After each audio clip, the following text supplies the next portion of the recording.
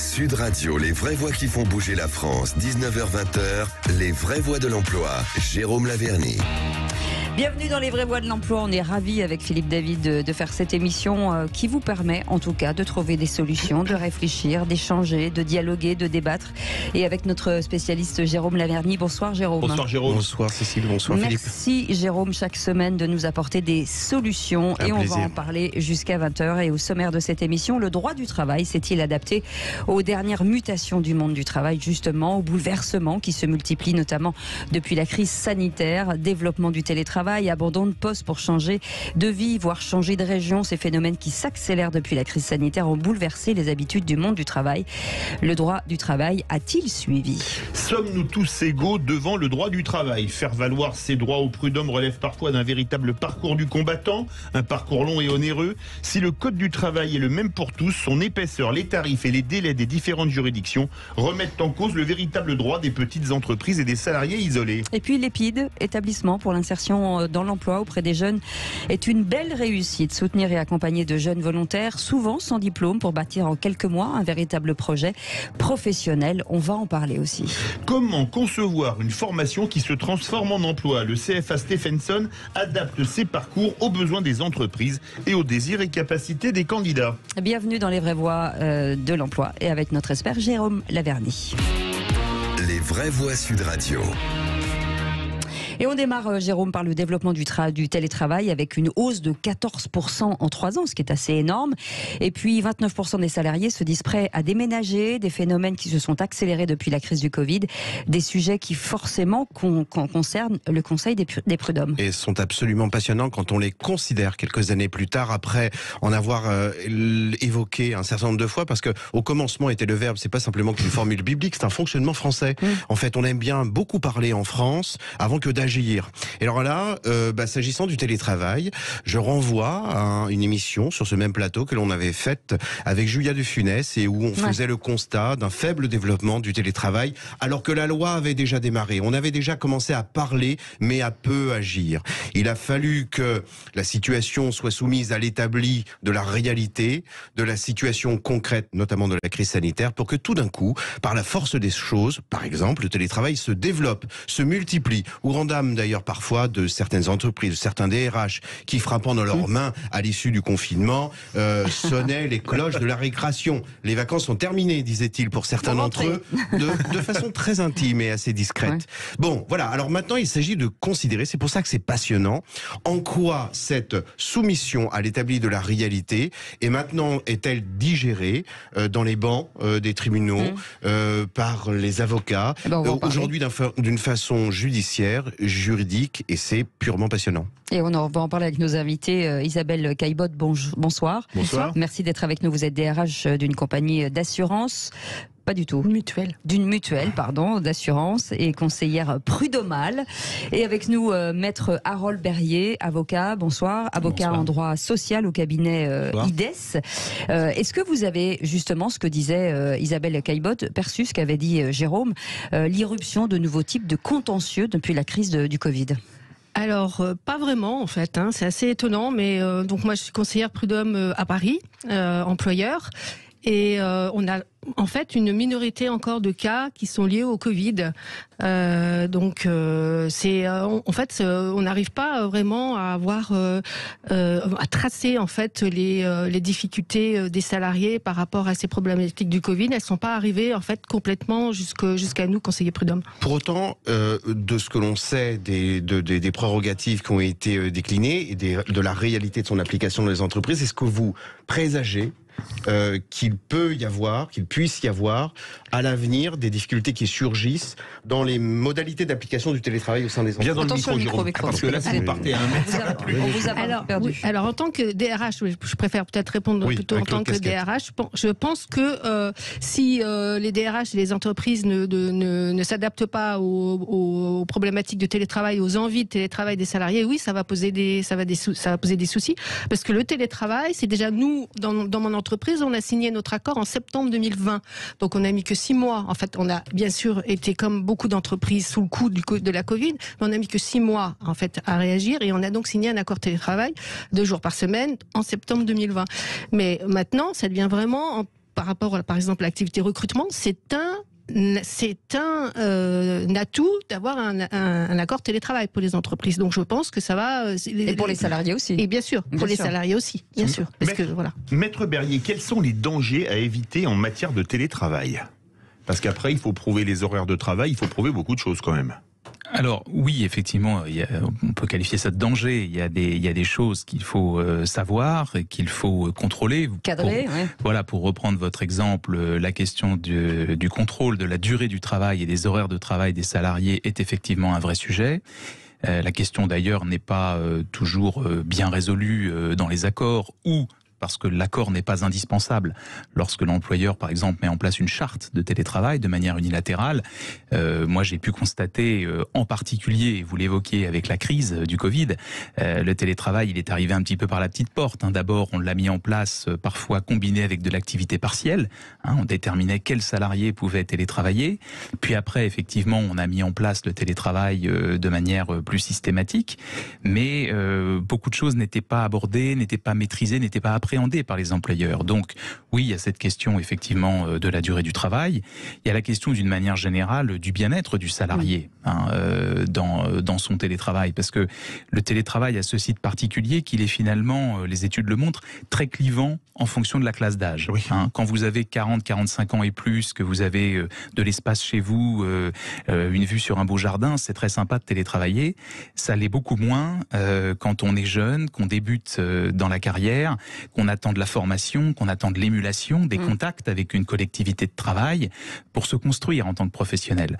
Donc il y a à la fois des sujets qui touchent au droit, et puis il y a aussi des sujets qui de manière plus générale touchent à la partie RH, beaucoup plus.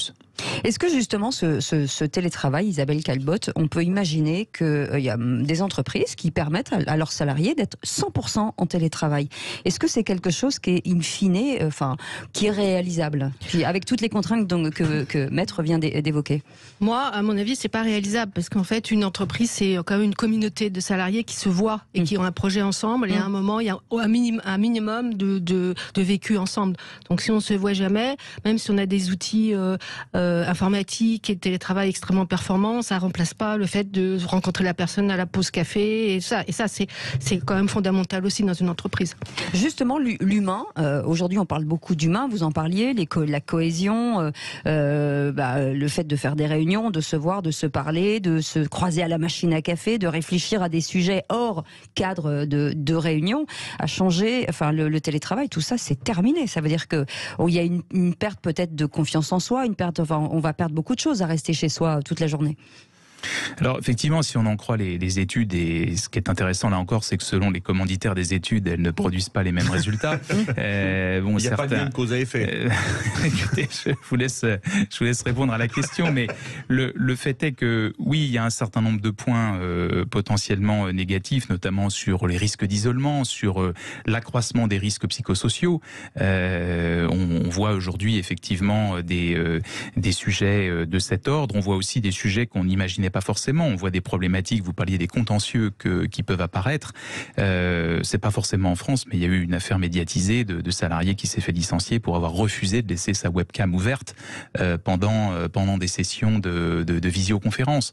Donc il y a effectivement des sujets de cette nature, mais moi je suis plutôt optimiste par rapport à tout ça. Je pense que les entreprises vont appréhender les sujets, elles apprennent en même temps qu'elles marchent, et donc ces problèmes vont finalement être maîtrisés. En tout cas, je le souhaite. Jérôme, ça pose un problème. Finalement, on se rend compte que rien n'est simple.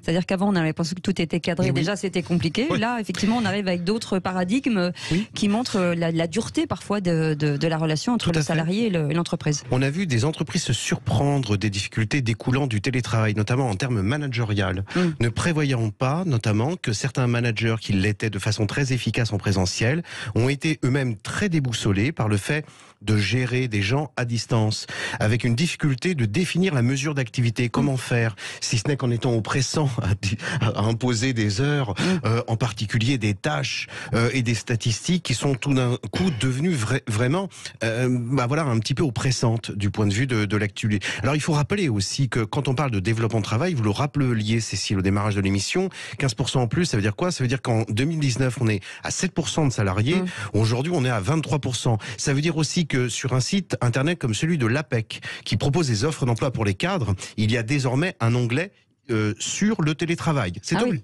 Il apparaît immédiatement. Absolument. Et sur 90% des annonces, il en est fait mention. On reste avec nos invités pour la deuxième partie de cette émission et on verra si nous sommes tous égaux face à la loi. Les petites entreprises, les salariés se sentent souvent en matière de droit un peu gênés. Donc on va répondre à toutes vos questions et puis vous pouvez nous appeler 0826 300 300. On a des spécialistes sur le télétravail et sur le droit social. Restez avec nous. C'est les vraies voies de l'emploi jusqu'à 20h.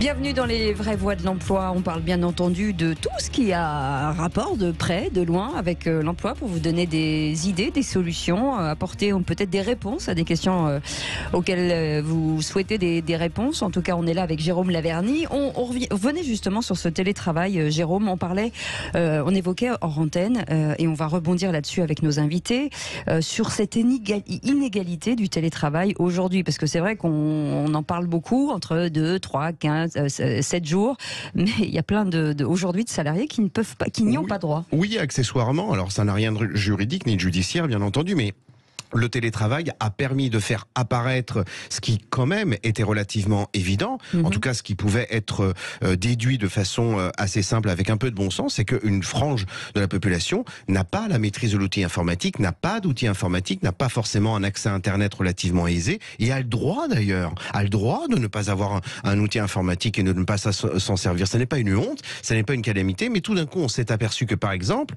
aujourd'hui l'usage de Doctolib qui s'est largement généralisé, eh bien suppose que dans la population senior, ce soit relativement difficile. Alors, ce qui peut laisser présager. Mais revenons donc à l'opposition entre le verbe, la parole, le blabla et l'action à proprement parler. C'est vrai que, moi, désolé, on est en présence de professionnels du droit, mais il y a toujours un adage qui m'a toujours un peu surpris, voire fait tomber les quelques rares cheveux qu'il me reste. Nul n'est censé ignorer la loi. Alors oui, je veux bien, mais enfin, si on prend la peine de l'étudier pendant quelques années, c'est qu'il y a quelques difficultés à la clé.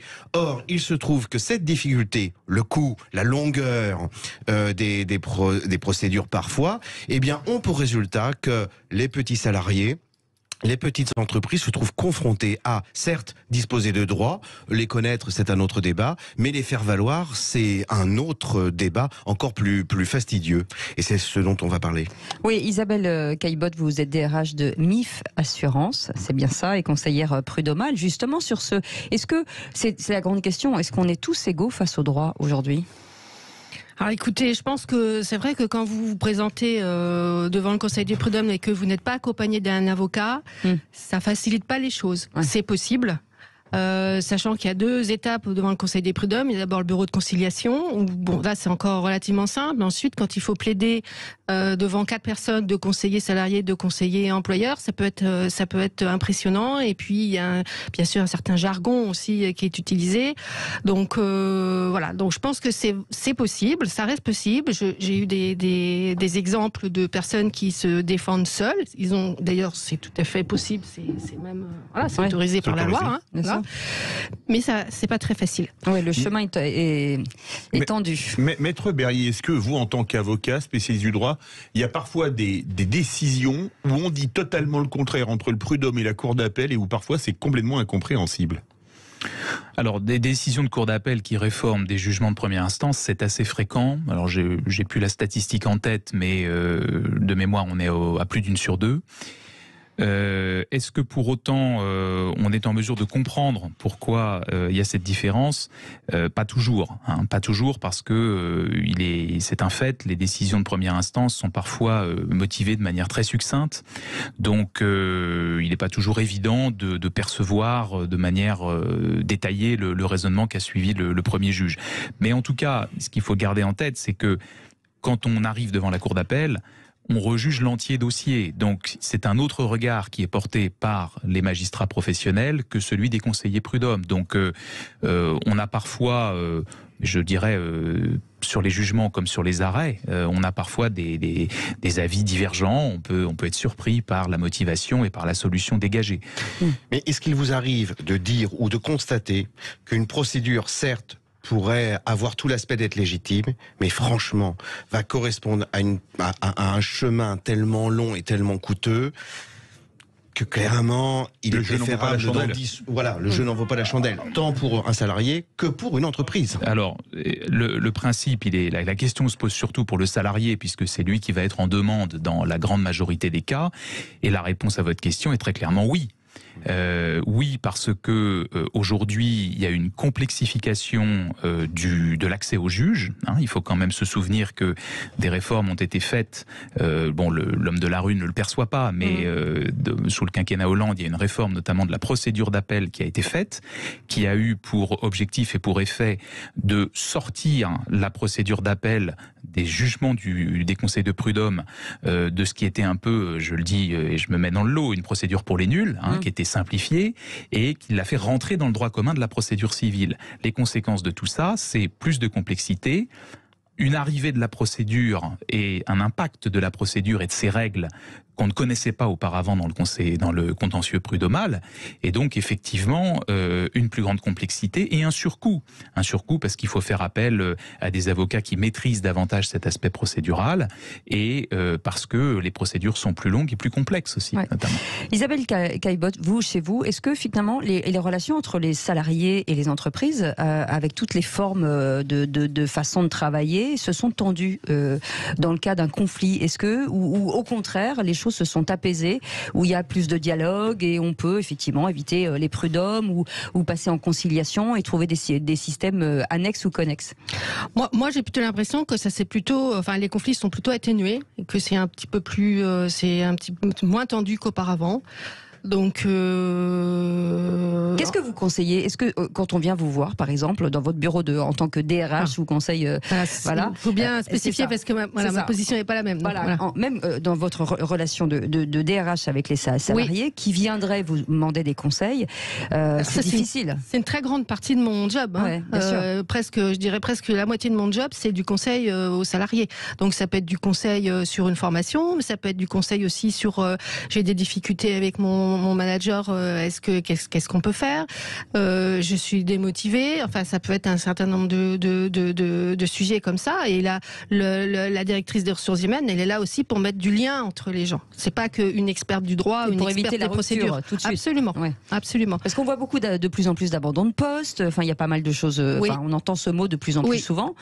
Alors là, moi, là où je travaille, j'ai pas d'abandon de poste, donc ça veut dire qu'a priori, je pense que les gens sont encore assez motivés, mais c'est vrai que ça peut être tentant de se dire je change de vie, ou j'ai 10 ans d'expérience, je change de vie, je pars en province et je vais faire complètement autre chose. Mais après, je pense qu'il faut être réaliste aussi avec le marché de l'emploi, et puis et je suis pas sûre que ça soit toujours une bonne décision. Est-ce que le code du travail est trop lourd, pèse trop lourd, à l'un comme à l'autre? C'est un code qui pèse lourd. Ça, si on va pas dire. C'est énorme. Voilà. On a très peu de temps, allez-y. Je dirais, en tant qu'avocat, on ne peut que constater effectivement qu'il ne cesse de prendre de l'épaisseur. Et effectivement, il y a le grand mal de notre droit, c'est pas tant sa complexité, à mon avis, c'est son instabilité. Merci en tout cas d'avoir été avec nous, Isabelle Caillebotte, DRH d'une compagnie de mutuelle, MIF Assurance, conseillère prud'homale, et merci beaucoup Maître Harold Berrier, avocat en droit social chez IDES, cabinet IDES. À suivre dans quelques instants, on va parler emploi, mais on va revenir avec Marie-Josée Gallas, qui ouvre les portes de l'Épide à Montry, un des nombreux centres pour les jeunes, souvent sans diplôme, qui cherchent un but, une destinée, et à qui on offre un nouvel élan et horizon professionnel. On en parle dans quelques instants, c'est les vraies voix de l'emploi, c'est jusqu'à 20h. Je vous souhaite la bienvenue sur Sud Radio.